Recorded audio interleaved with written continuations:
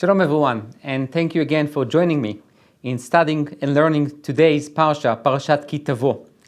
We will try to deal today with where is the happiness and the joy in Judaism, and what does it mean to be happy.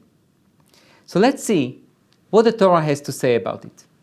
The Torah states the following: כי תחלל לעשר את כל מעשר תבואתך בשנה השלישית שנת המעשר, ונתת ללוי, לגר, ליתום ולאלמנה, ואכלו בשעריך ושבעו. So, when it comes time to give all the tithe, all the ma'asrot, the 10%, the 1%, whatever you give as contributions, donations, gifts, you need to give them to the poor, to the Levites who does not have an inheritance, and to the convert, to the widow, to the orphans, and they can eat in your gates and they shall be satisfied.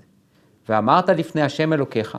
And then there is an additional component to the mitzvah, what we call vidui ma'asot, which means a confession that you need to make. You go up to Yerushalayim and you make a confession, and what is in the confession? ביארתי הקודש מן הבית. I basically removed all the ma'asrot that I didn't bring during the years. I removed everything from the house.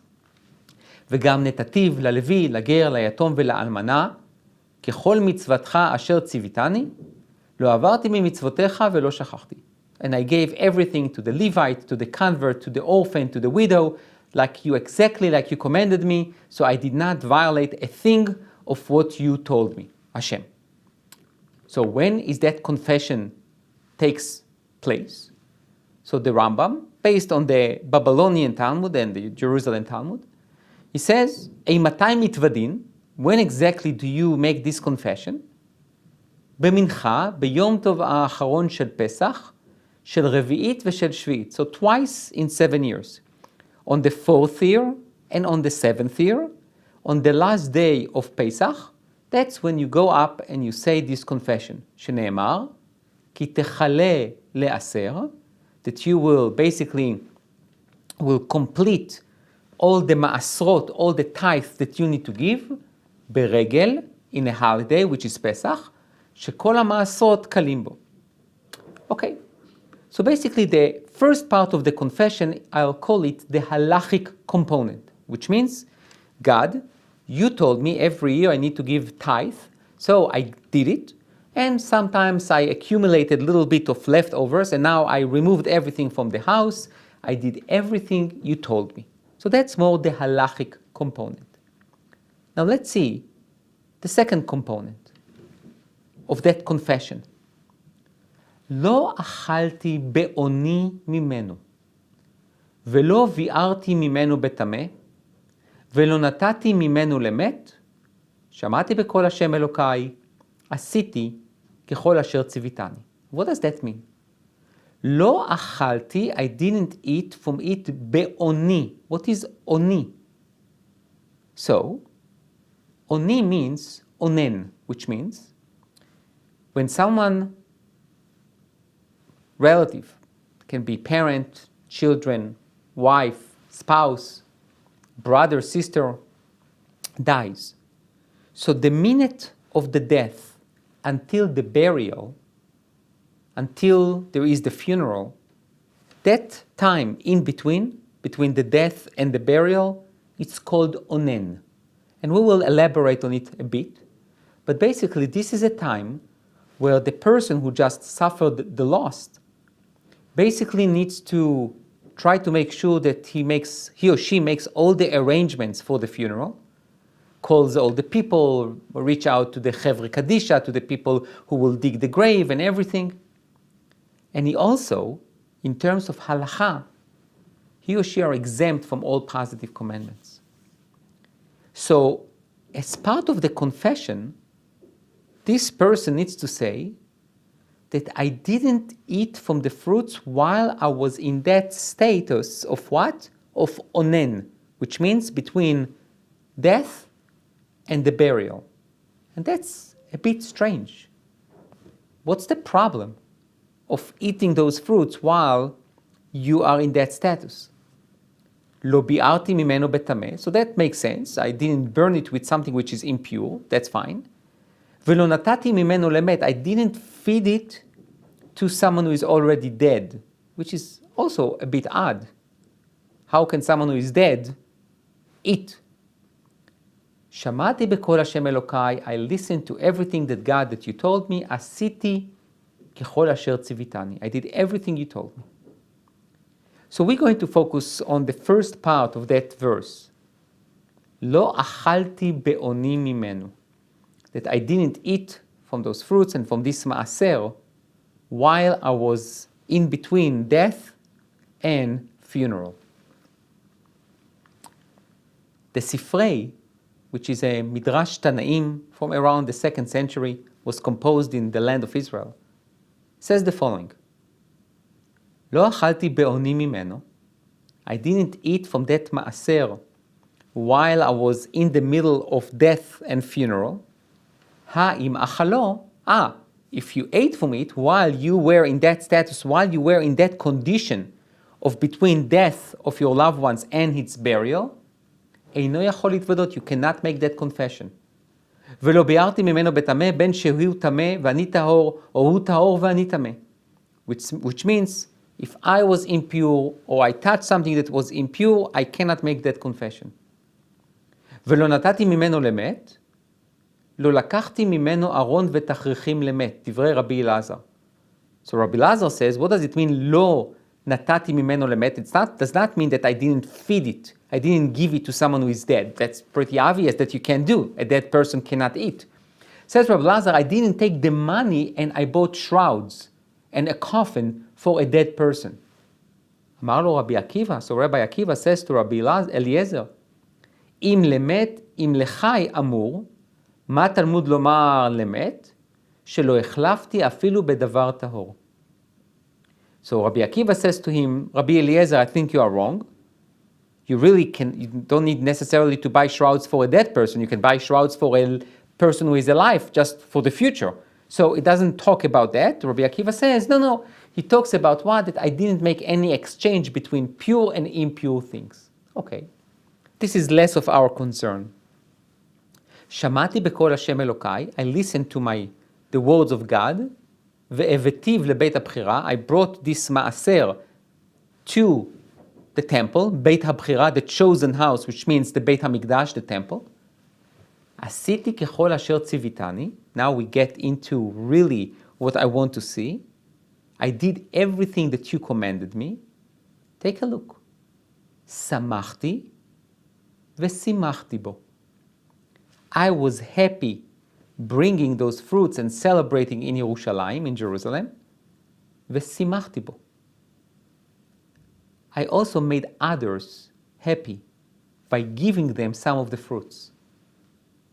Now this is interesting.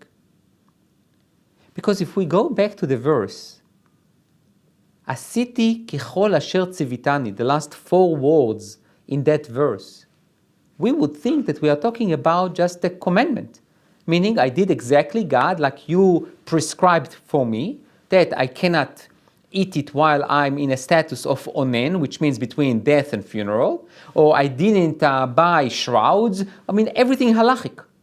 But the Sifrei, which is a Midrash Tanaim, as I said before, it's an ancient Midrash from the 2nd century, it basically says to me, what? I did exactly what you told me means what? That I was happy doing it, and also I made others happy. So we have this component of happiness and joy while doing a mitzvah, which by itself, I think it's important for us to know. The mitzvot that we do, that we perform, we need to be happy performing them, and also we need to feel some kind of a feeling of happiness, that a joy, that it's sometimes something that helps us to be better people, to have better behavior, and so forth. But here there is a focus. There is an emphasis. Samachti, I was happy, and I also made others happy. How exactly did it happen? So, let's talk about this person that we call him in Hebrew onen. In English, it's probably will be the pronunciation will be O-N-E-N, onen, which means again a person that just basically one of his relatives died, and that this is the time between the death and the funeral. So, the Babylonian Talmud in Tractate Moed Katan in 23b says the following. מי שמתו מוטל לפניו. So, someone that his loved one is just basically lying in front of him because he's waiting to be buried. אוכל בבית אחר. He can't eat in the presence of this dead body. He needs to go somewhere else. אין לו בית אחר. He does not have a different room or a different house. אוכל בבית חברו. He should go to his friend's house. אין לו בית חברו. He is on a lonely island. עושה לו מחיצה 10 טפחים. He needs to what? To create like a little wall, 10 טפחים, which is 80 centimeters, and he can eat behind the wall. אין לו דבר לעשות מחיצה. He doesn't have any material to create this little wall between him and the dead body. מחזיר פניו ואוכל. So he needs to turn his face and to eat while his face are turned, not to eat in front of the dead body. ואינו מסב ואוכל. You cannot recline and enjoy yourself. ואינו אוכל בשר ואינו שותה יין. You can't eat meat, you cannot drink wine. אין מברך ואין מזמן. You do not recite the blessings over the food. ואין מברכים עליו ואין מזמנים עליו. הוא פטור מקריאת שמע ומן התפילה ומן התפילין. And you are exempt from reciting the Shema. You are exempt from 18, from the silent prayer. You are exempt from putting on tefillin. ומכל מצוות האמורות בתורה, and all the positive commandments. Now, this is a very interesting source. This person, the onen, this someone who is in between the death and the funeral of his loved one, basically the Jewish law says to him, you are exempt from all positive commandments, and including something very important, putting on tefillin, davening the silent prayer, reciting the Shema. Those are like the essentials. And obviously the question that we need to ask is, why? Why is it? How come that this person that is in between death and the burial, the funeral for his loved ones is exempt from all those commandments? Why would he be exempt? So Bar Tenura, for example, on Brachot, says, he's patur mikreat shema, mishum tirda de tarid tirda de mitzvah. It's because he's bothered, he's busy, he's engaged, he's immersed in doing mitzvot. So in a way, what the Bar Tenura is basically suggesting is to use the halachic trick of osek ba mitzvah, patur min mitzvah, which means if I am now engaged with a mitzvah and there is another mitzvah, I don't need to do it because I'm engaged in one mitzvah. So I can't just drop that and do something else. I need to complete this mitzvah, and then if I have time, I'll do the other one. So basically, when you have confronting mitzvot, I'm immersed in one and there is another one, I can ignore that one, put it aside, and continue to do my mitzvah. So the Bar Tenura suggested, and this is based on the Gemara, that because we, the sages, the rabbis, we saw that you are very, very busy. Especially, imagine, in the ancient times. There was not really a chevre kadisha, people who are in charge on the funerals and things like that. People had to do it by themselves.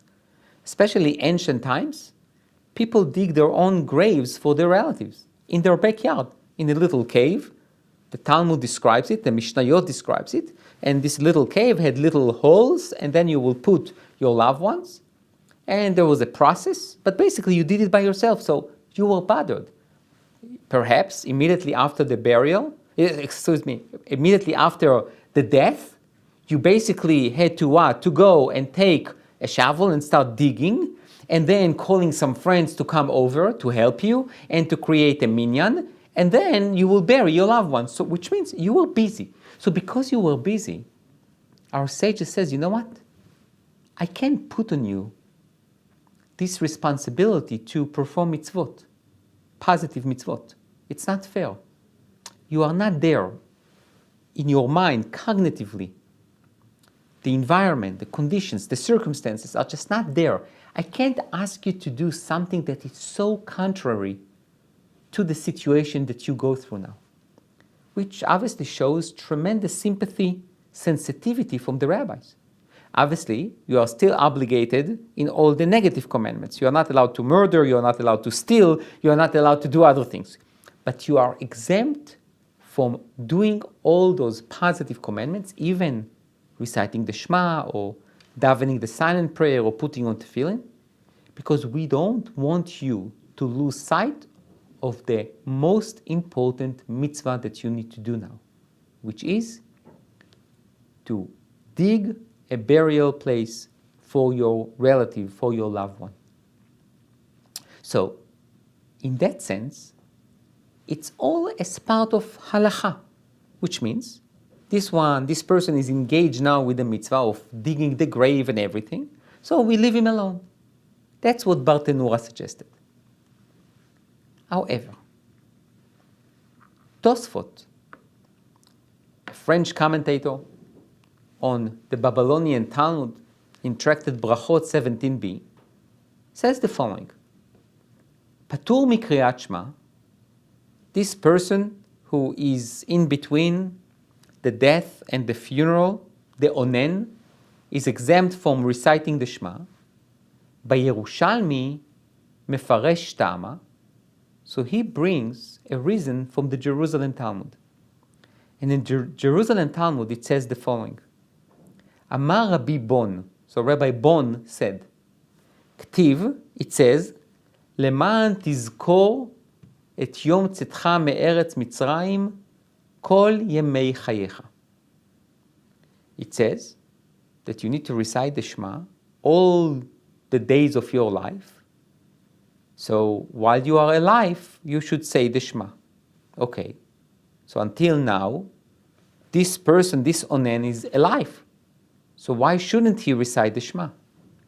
Says Rabbi Bon, Yamim she'ata osek b'chaim velo yamim she'ata osek b'meitim. This is profound. Rabbi Bon does not suggest that the reason for the exemption from reciting the Shema is because you are engaged in a mitzvah. And therefore, because you are engaged in a mitzvah, you cannot do any other mitzvot. We don't want you to lose sight of this mitzvah. This is not the reason. According to the Yerushalmi and Rabbi Bon, there is a deep psychological understanding of this condition and the situation of the onen, of that person who is in between the death and the funeral. Reciting the Shema, reciting the silent prayer, putting on tefillin, things that have anything to do with Yetziat Mitzrayim, with Exodus, they are upon you while you are osek b'chaim, while you are alive. You are vibrant, you are hopeful, but not days that you bury your loved one. What does that mean? Let's think about it. And especially, I think it's so relevant to us in the 21st century. When someone gets sick, one of our relatives, God forbid, is sick. So let's go through the process. So you go to the doctor, and he gives you a prognosis. And then, if you don't like it, you go to another doctor. And then you research the internet for different tests and different trials and different remedies and different doctors. And you basically try to exhaust everything you can do in order to find remedy for your loved one. And then, let's say you didn't, so you go to the doctor and you start the treatment, or you start the process of trying to get your relative well. And sometimes it can go for years. But you, as a person, try to do everything to defeat death. And then, the moment comes, and you tried everything. You exhausted all your capabilities. You tried every avenue. You turned every stone. And the loved one died. The person who is onen, the person now that is between the death and the funeral, feels that he or she are totally defeated by death. They feel this bitterness, this sadness, this sorrow not only about the passing of their loved one, but it might be even more so about the fact that they could not save him or her. This terrible feeling of sadness basically encompasses all their identity, all their being. They cannot think about a positive commandment to do now. What are they going to do now? Shake the lulav with happiness and joy? They're going on to put on tefillin now or recite the Shema? They can't. Psychologically, they can't. They are too sad, they are too bitter.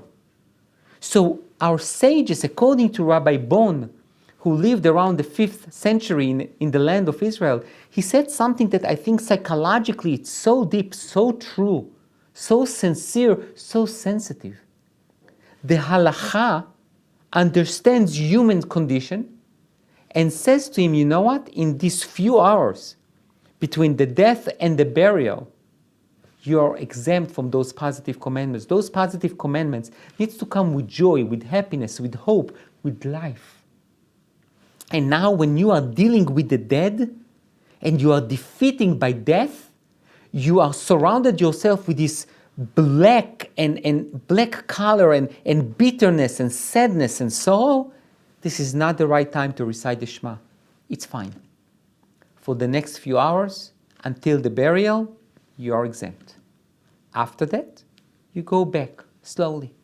You become obligated in everything, you need to do it, and slowly but surely, we will take you in a way out of this darkness and this bitterness. So you see something very interesting. We see how essential is the element and the component of joy and happiness in performing mitzvot. To the extent that if someone is not in that condition halachically, I'm not saying that if you wake up in the morning and you feel sad that you are exempt from the commandments. This is not the issue here. Here we are talking about the defeat, the feeling of defeat. I tried to do everything to save my relative and I couldn't. You feel bitter, you feel angry. You feel the anguish. And we, the rabbis, understand that the halacha allows you to mourn for yourself and to be exempt from the positive commandments, and then, after the funeral, you are back. That's what the Yerushalmi says. So if that's true, and happiness and joy is so essential to Judaism, let's read the next paragraph. לא תוכל לאכול בשעריך מעשר דגנך, תירושך ויצריך ובכורות בקרך וצונך וכל נדריך אשר תדור ונדבותיך ותרומת ידיך. So basically the Torah commands you cannot eat all this maaser of your harvest and your vineyard and your wheat and everything that comes from your flock in your gates, in your cities. However, what do you need to do? כי אם לפני השם אלוקיך תאכלנו, במקום אשר יבחר השם אלוקיך בו. You need to go to the place that Hashem will choose, which will be ירושלים. אתה, you, בנך, בתך, עבדך ואמתך. So you, your children, your maidservants, your slaves, והלוי אשר בשעריך, and the Levite who is in your gates. And again, ושמחת לפני השם אלוקיך בכל משלח ידיך. And you shall be happy and rejoice in front of Hashem. Where do you do it in front of Hashem? In the Beit HaMikdash or in Yerushalayim, in front of the temple. In everything that you do. Says the Natziv, בכל משלח ידיך. What does it mean? In everything that you basically put your hand or send your hand, mishlach yadecha, it's really an occupation. But the way that the Torah phrases it is that in everything that you put your hand on. So says the Natziv, מה שיהיה לבך שמח מעסקיך. That when you do business and you are successful, your heart is happy. ובטבע האדם, שלא לנוח ולשקוט, כי אם להוציא שמחת לב לפעולה, במשתה וכדומה. He says, after I did a good deal, I basically signed a good deal, I made a lot of money, so it's naturally to a person to celebrate. And how would he celebrate? With making a feast. He's making a kiddush. Says the Netziv, Tehe simcha zu b'Yerushalayim lifnei Hashem. You need to go to Jerusalem to do it. You need to celebrate in Jerusalem. Why? Tehi meshumar u'mishemetz davar shemagia mi'inyanei simcha. This is also very, very deep. The Netziv suggests that you need to take all this maaser, and just imagine, if my maaser is, let's say, I bring 100 lambs, this is my maaser, this is 10%, which means what? If 100 is just the maaser, multiple 100 in 10, so I had 1,000 lambs, which means I give 100, I keep 900. So that's a good year. That's a wonderful year. I'm rich, I'm wealthy. Says the Netziv, bring it to Yerushalayim, this 100. Eat it in Yerushalayim, so you are in front of God. And that will help you to understand what is true happiness is. You don't celebrate only your efforts, you celebrate with your hidden partner, with God. That's the first thing. And the second thing is, sometimes through times of joy and happiness, you forget what you do. And sometimes you neglect to do the right thing. So in Yerushalayim, in front of the temple, when you are there in front of God, everything will be more organized. But it's not only that. It's not only the fear that you might go astray in the middle of the party. There is something more to it. There is a pasuk in Tehillim, there is a verse in Psalms that says, Vayitzamdu leVaal Peor, describes one of the terrible sins of the Jewish people. After Bilam, in Parashat Balak, the magician gave the advice that the Moabites and the Ammonites girls will go and seduce the Jewish people. It says, Vayitzamdu leVaal Peor, they basically attach themselves to their idol, Vayochlu zivchei metim. And they ate, the Jewish people ate, sacrifices of the dead. What does that mean? The Radak says, Elohem hem hametim. This is interesting. Vayitzamdu leVaal Peor, the Jewish people attached themselves to their idol and they ate animals, sacrifices from the dead. What does that mean? Says Radak, metim means their gods, which means their gods are dead. Not only dead as a corpse, but their gods, the Moabites and the Ammonites' gods, are dead gods. Now, what does that mean? There is another verse in Dvarim, in Deuteronomy, in Perek Dalet, Ve'atem advekim ba'Hashem Elokechem, Chaim kulchem hayom. You that are attached to Hashem Elokechem, to Hashem your God, Chaim kulchem hayom. You are alive. Now take a look. The previous pasuk says, Vayitzamdu leVaal Peor, they attach themselves to Baal Peor, and the pasuk we read is, Ve'atem hadveikim ba'Hashem Elokechem. Leitzamed is to attach yourself. Lehidabek is to glue yourself. So those who glue themselves to God is alive. What does that mean? So, we know that Hashem is called Elokim Chaim, the living God. We who are attached and glue ourselves to God, we are Chaim. Chaim does not mean only being alive. This is obviously the main idea, but it's not only. Chaim means mashma'ut, meaning. Being alive. What does it mean to be alive? To be alive does not mean that I only can breathe, that I also can breathe every morning, that I can walk, that I can talk. That's obviously part of being alive. But being alive is something that I can do something, I can feel productive, that I can do something meaningful, that I can influence others, I can make my impact, my mark on society. How do I do it? Take a look at this Rambam. וכשהוא אוכל ושותה, this is the Rambam in הלכות יום טוב, in the laws of the holidays of יום טוב, פרק ו'. וכשהוא אוכל ושותה, when you eat and you drink during Yom Tov, during a holiday, we are getting close to Rosh Hashanah, a day which is a complicated day, but it's a day with a lot of meals, especially this year when we have 3 days. So what do? אוכל ושותה, so you eat and you drink, that's wonderful. חייב להאכיל לגר, ליתום ולאלמנה עם שאר העניים האומללים. You know what you need to do? You eat, you drink, wonderful. Have the best meat, the best wine, the best desserts, wonderful. But you are obligated, חייב, to feed the convert, the orphan, the widow, and all the poor people. That's how you fulfill the mitzvah, the commandment of Simchat Yom Tov, of the joy of a holiday. And then the Rambam says, אבל מי שנועל דלתות חצרו ואוכל ושותה הוא ובניו ואשתו ואינו מכיל ומשקה לעניים ולמרי נפש.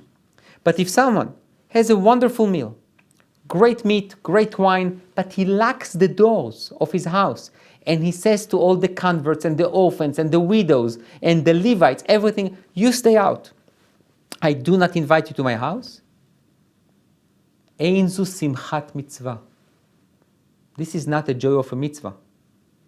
אלא שמחת קריסו. This is the happiness of your little belly. You enjoy it for yourself.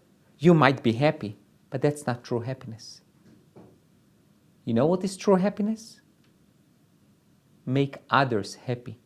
And who are the others? Those who cannot really have their own happiness. Those who most of the year no one pay any attention to them. Dafka specifically, at the pinnacle of your year, when you celebrate a holiday, bring them to your table. And if you don't, על אלו נאמר זבחיהם כלחם עונים, להם כל אוכליו יטמאו כי לחמם נפשם. לחם עונים, we'll understand this phrase in a minute. ושמחה כזו קלוני להם. If you just eat by yourself and you don't invite the people who are in need and you don't make them happy, this is a disgrace. This is not happiness. God totally dislikes it. This pasuk is from Hosea, and it says, לא יזכו להשם יין ולא ירבו לו זבחיהם כלחם עונים להם כל אוכליו יטמאו כי לחמם לנפשם לא יבוא בית השם.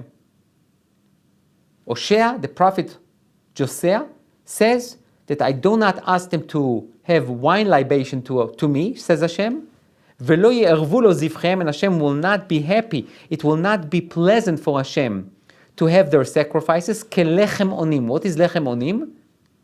Says Rashi, לא תהיה מנחתם ערבה עליו, לחם עונים להם, says the Malbim, הם דומים כלחם שאוכלים העוננים על מתיהם, שאוכלים סעודת אברהם משל אחרים.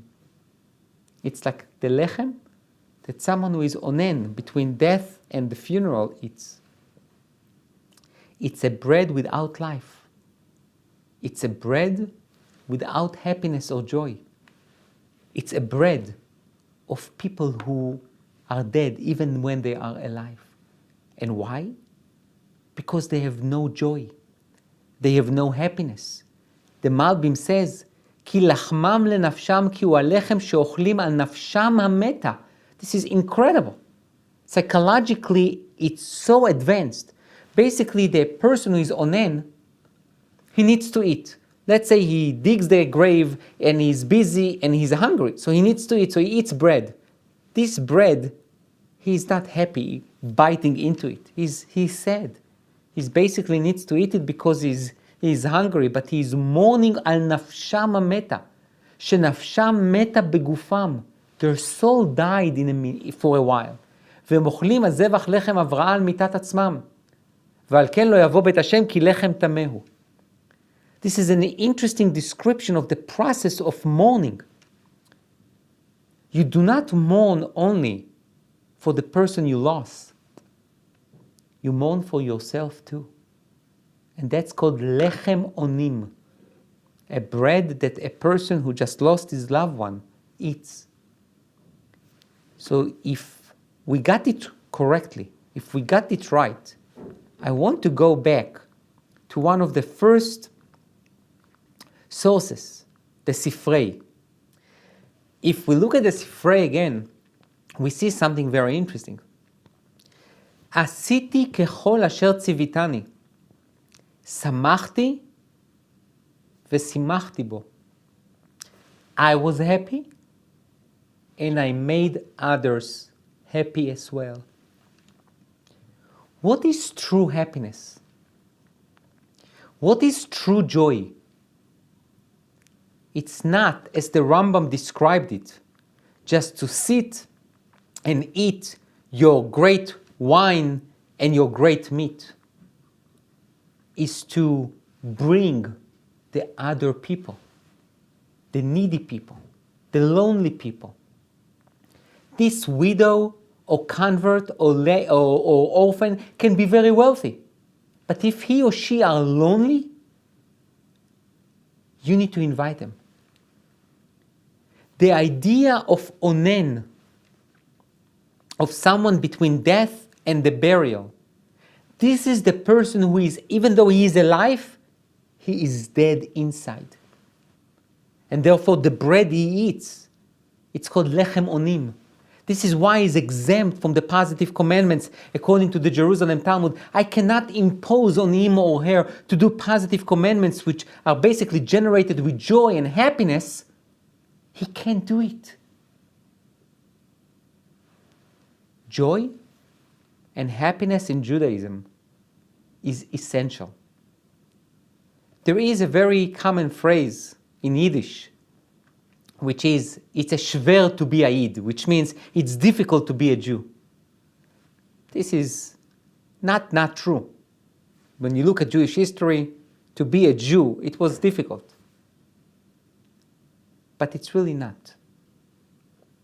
Because the Torah gives us tremendous life, gives us the tools to be happy. But being happy is not only or merely or solely just satisfying my own needs and desires. Being happy is making sure that your neighbor, the orphan, the widow, the convert, the person who is maybe not exactly in the mainstream, is sitting by your table, enjoying the same meal like you, and feel a sense of belonging. Joy and happiness, it comes through giving happiness to others. Thank you.